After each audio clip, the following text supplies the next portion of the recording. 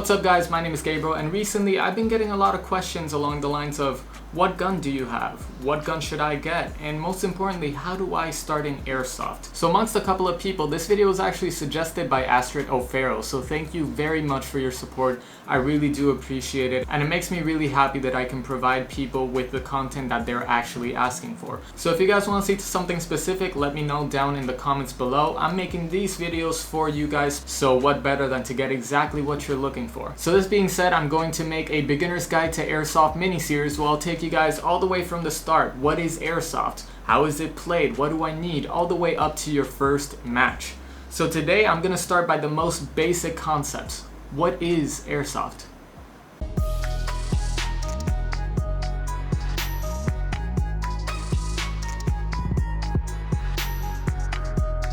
Oh, Pikachu really be glowing back there. バカ、これは私の最終的なフォームでもありません。この証明で夢にも思わなかったパワーを活用します。 Yeah, neon boy. So let's start by the basics. What is airsoft? Airsoft is a sport that originated in Japan around the 70s due to a firearms restriction, which left the people wanting the experience of firing real steel. Eventually, this new sport started moving west, infecting the whole world with the firearms experience without the risk and the high cost. In the process, the community made a sport out of it in which teams would band together and fight each other in strategic combat. Airsoft a lot of the time is compared to its more popular counterpart, paintball. But even though the concept is pretty similar, it's not exactly the same. Overall, airsoft is much cheaper than paintball and a lot more convenient to play with.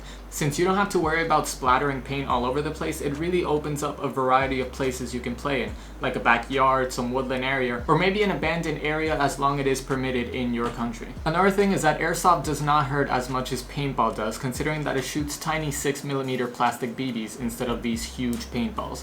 That mixed in with the fact that they usually shoot a little bit softer than paintballs as well, since they don't have to carry so much mass. It results in airsoft really just feeling more like a flick or a sting than anything else. Now there's a lot of pictures circulating of people having bloodied bruises after playing an airsoft game, but a lot of times if you are protecting yourself and if you're being responsible, the likelihood of that happening is very low. A lot of the times when these injuries happen, it's because people were way too close or their rifles or pistols were above the safe FPS limits. Lastly, one of the biggest differences between airsoft and paintball is the realism.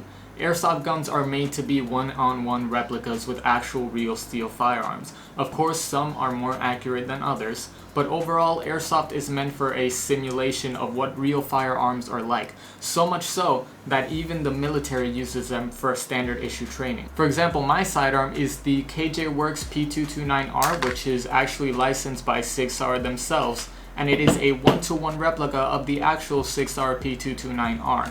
And these pistols were actually used for official Coast Guard training. I'm not sure if they actually ended up installing it in Marines, Navy, Air Force, and Army training later on, but it was in the blueprint at some point.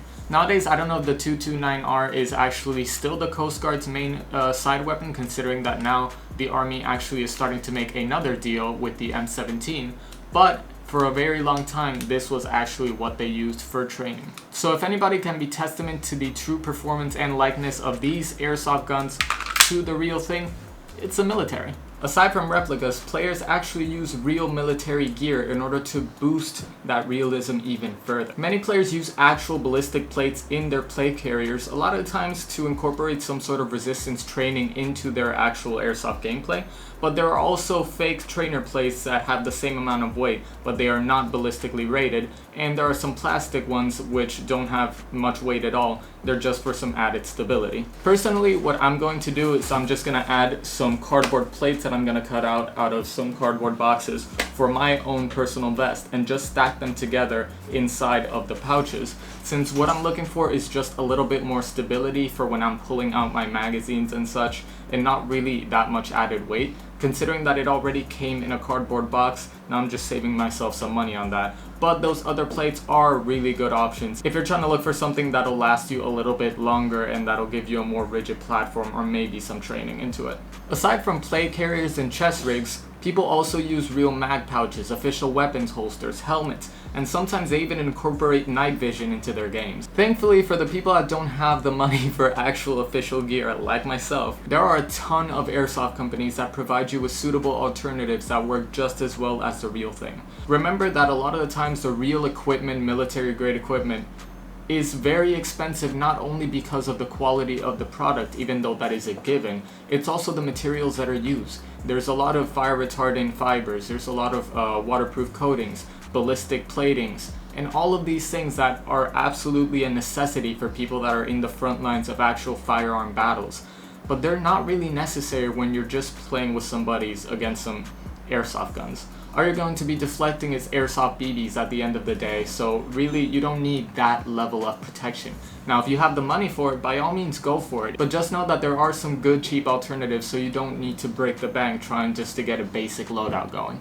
Now be it real or airsoft grade, all of these different options for gear are absolutely great because they make your life a whole lot easier out on the field. It gives you quick access to the things that you need the most at the moment, which are magazines, speed loaders, water bottles, maps, radios, all of these different things. Equipment is a very important part of the game because not only does it make things easier on you and gives you easy access to what you need, but it also helps people express themselves on how they can build their own personal loadout, how they can add their own patches and all of their own flair. So what's an airsoft gun and how does it work? An airsoft gun is a replica of a real firearm that shoots 6mm BBs using pressurized air. Now there are different ways of achieving this, like gas guns which use CO2, green gas, or propane. There are automatic electric rifles which use nickel metal hydride or LiPo batteries. There are spring guns which have to be cocked after every shot. And lastly, there's HPA or high pressure air guns which have a big compressed air tank on the back of the player and is connected to the rifle via a hose. Each of these have advantages and disadvantages which you have to weigh out when choosing what's right for you. Aside from guns, airsoft is full of a lot of different replica weapons like rubber knives, grenades, smoke grenades, mines, trip mines, and there's just a whole lot more which really lets you expand on the possibilities on how far you can take an airsoft mission. It's gone so far that players take actual vehicles and turn them into armored vehicles with mounted airsoft machine guns on top of them and incorporate helicopters with turrets. Since some of these games take place in huge locations like woodland areas or abandoned bases, they need some sort of vehicle transportation to get from point A to point B. So I just decided why not incorporate it into the actual game. As of late, airsoft companies are actually having a hard time keeping up with demand, which lets you know that this is a growing and thriving community. There's also a lot of groups that focus on different types of game modes so you can experiment with all of them and see what is right for you and what you find the most fun. So that's a little insight on airsoft as a whole and why I believe it's such an amazing sport.